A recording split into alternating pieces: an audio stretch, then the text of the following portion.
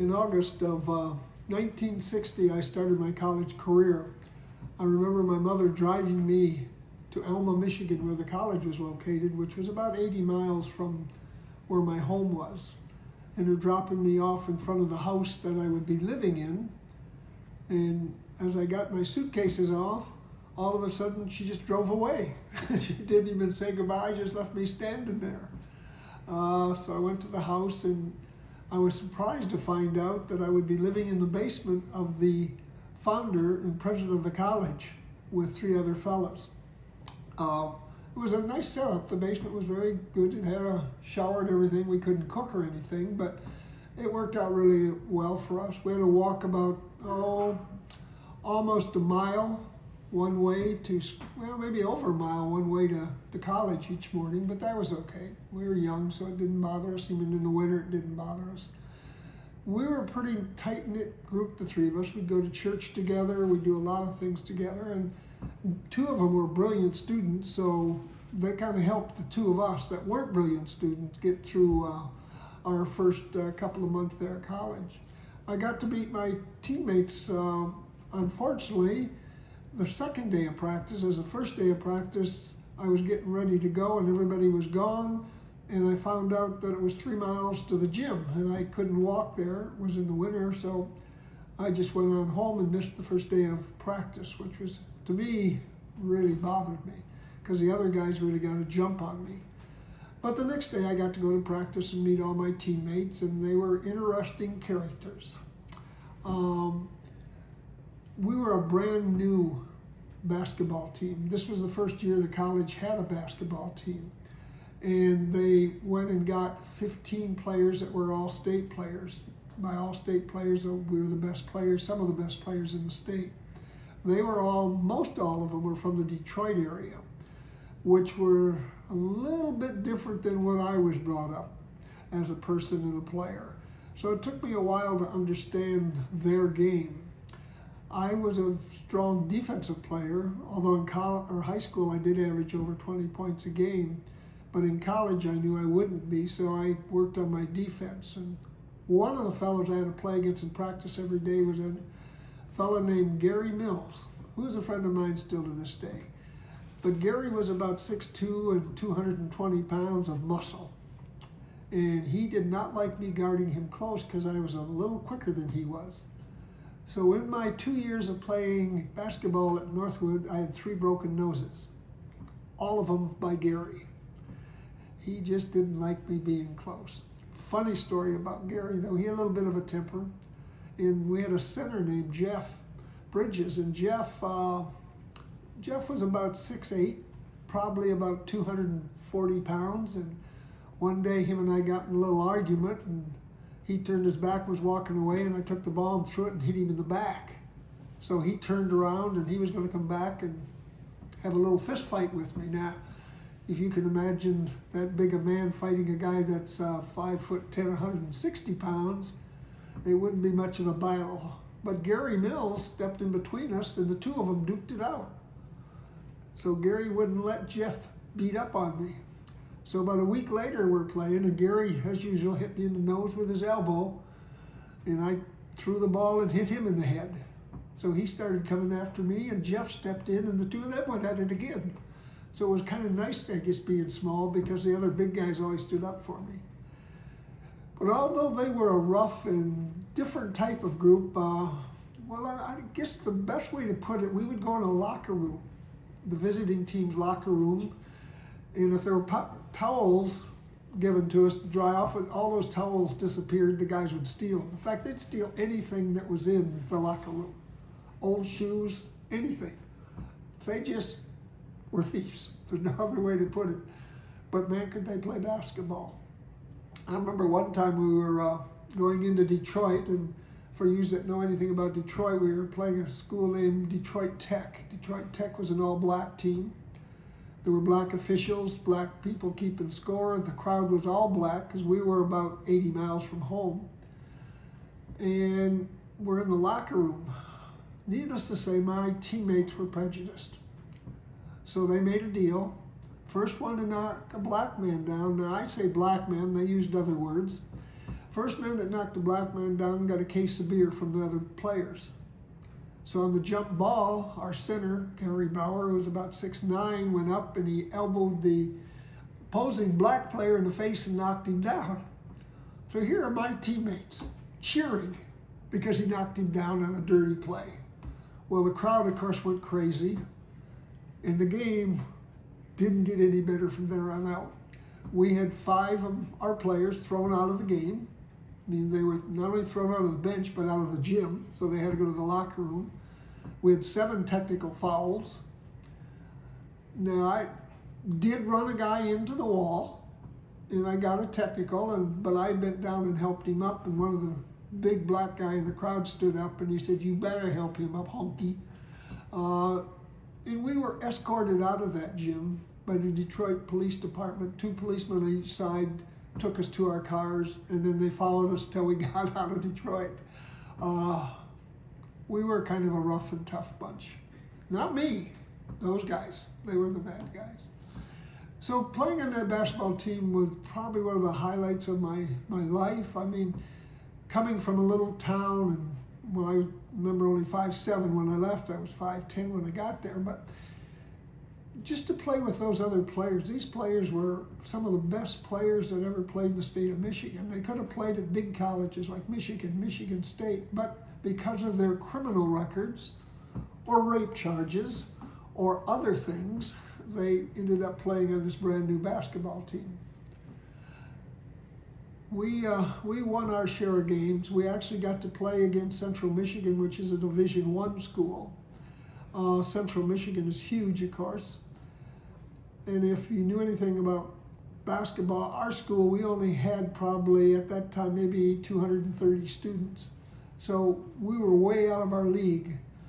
But they didn't beat us by much. I actually had 21 points in that game, so I was pretty proud of myself. And Central Michigan was the place where I always wanted to play, and I had a lot of friends that were there. So they came to the game, and I had my own personal cheering section, which was kind of neat. I loved playing with those guys, just traveling with them, and just some of the knothead things those guys would do. You just wouldn't understand that.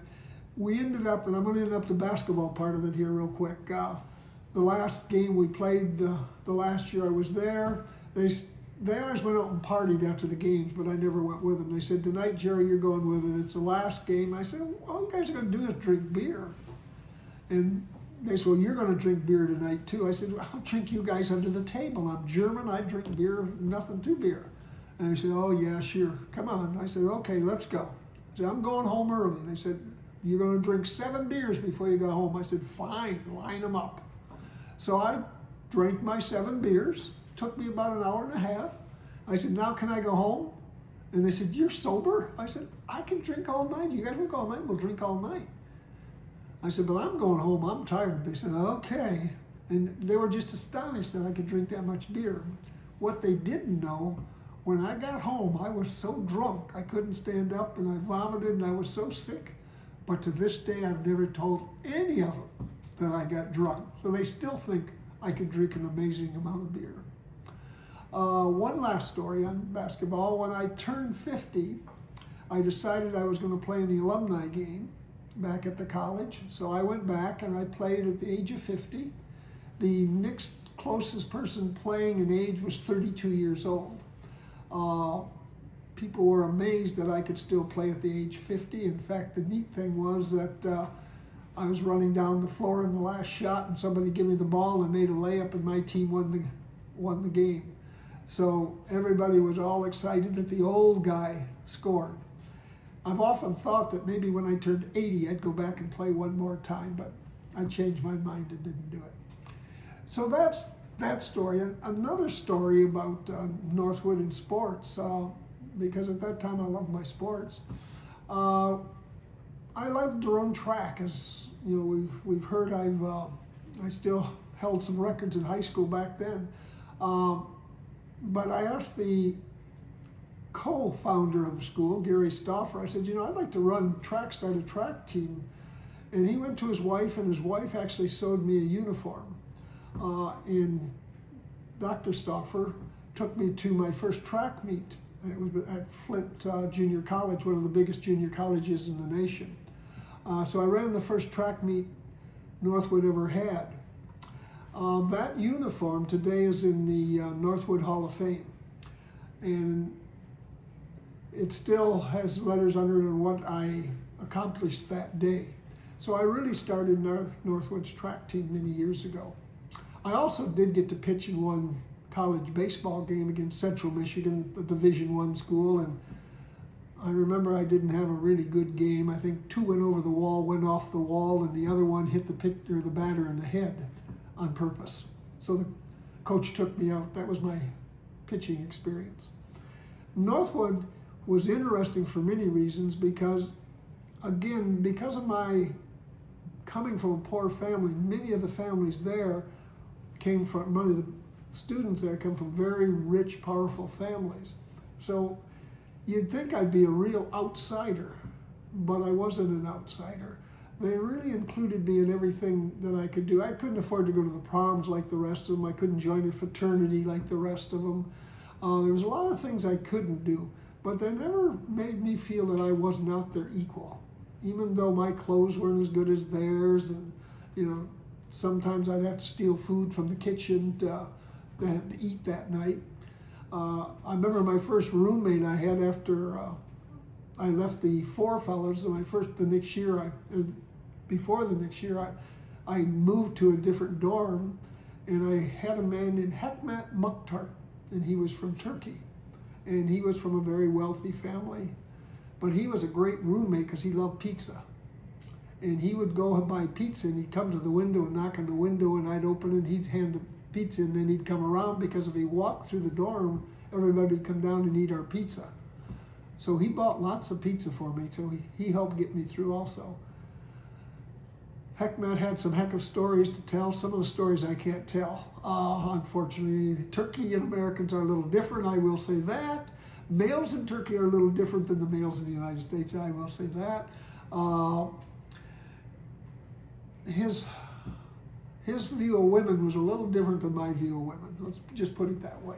But he did, because he was so rich, one of the most beautiful girls that went to the school was his date most of the time. And she had a beautiful singing voice. Oh, could this lady sing? We started a choir that first year, and I got to sing in it, which was great because we had we had a Western singer that could yodel, that could sing. We had her that could sing. We had an opera singer. For a small school, we would travel around the state and put on performances as a choir from the small little college. And people are amazed at how good we were. And that was another highlight of my time there. And of course, my studies, I was shocked. I went there as a C student my first semester. I was on the dean's list with straight A's, which was a shock to everybody, especially me. And I continued that my first year. I was on the student senate that year as a representative for our class. I sang in the choir. I was in the play. I played in the basketball team. I ran track, and I got to play one baseball game. So I was quite busy. Also, to help get through with some extra money, I worked from 9 o'clock at night till 6 in the morning, 5 days a week.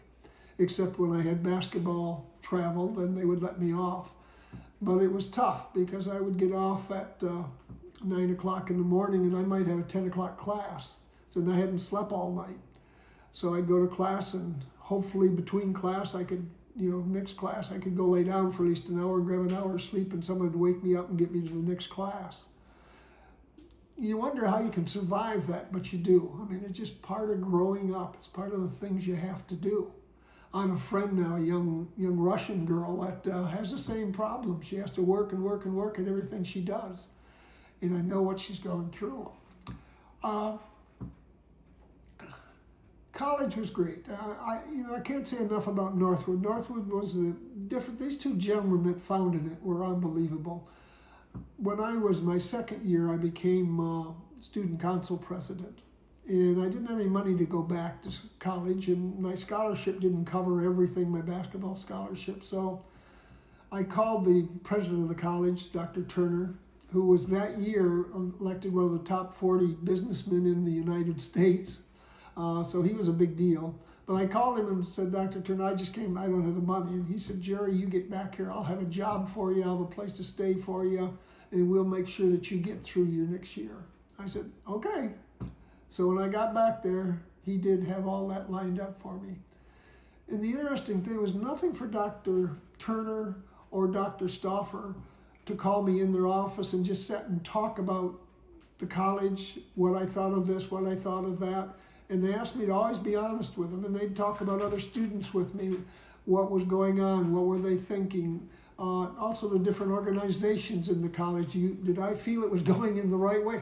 They made me feel like I was really important. I guess that's kind of the way to put it. Those two men are unbelievable gentlemen. In fact, Dr. Turner had a son, and his name was Stephen Michael Turner. My oldest son was Stephen Michael Bittner. So I named him after his son. And so I'd always remember him. All three of my sons' middle name is Michael. And that's because of Dr. Turner. He really did help me get through. I remember Dr. Turner again, about 10 years later, they gave me an award as an outstanding alumni of the college. And we got back and were given plaques. And Dr. Turner, who was a very busy man, spent the whole afternoon with me. Just me. Him and I just walking around talking. And to me, it was just amazing. Here's a man that's busy, a big campus, everything's going on, this big thing going on, all these alumni there, and he just stayed the whole afternoon with me. So I've remembered that all my life. I guess because of my hard work and because of the different things I did. One other thing that was interesting. There was a meeting of all the student council presidents in the state of Michigan, the colleges, and there's lots of colleges in Michigan. There's probably about 200 of the student council presidents met at Central Michigan, and I got to go to that. And boy, what an honor that was for me, coming from that little bitty college, coming from that little town, and remember my background, to see student, 5'7", not very, very bright, no money, to be able to be with those prestigious other students, that was really an honor. So I don't want to forget to throw that in there also. But at the end of my college, we had our commencement ceremonies, and each year they give away an award. It's called a Du Bois Award. They give many awards away, but the Du Bois Award is the #1 award that the college gives. And that year they give it to me, and what an honor. You know, the Du Bois Award is the most outstanding person on campus. Student on campus, most outstanding student on campus. So to be picked above all my peers, all the smarter people than me, all the better athletes than me, all the people that had a lot more influence than I had, to get that award, that was really a great award for me. So my college days, I could say, were very, very interesting. At the end of it, I took 3 interviews. I interviewed with Firestone, Goodyear, and Kmart Corporation, which was just starting then. And everybody that was in retail, and I had a retail and marketing degree now, wanted to go to Kmart because they were really going to grow and really be something. So I took all 3 interviews, and I was offered jobs from all 3 companies, but I selected Kmart. So probably the next chapter we'll start with my Kmart, what went on there, and we'll go on to some of the other businesses that I worked in.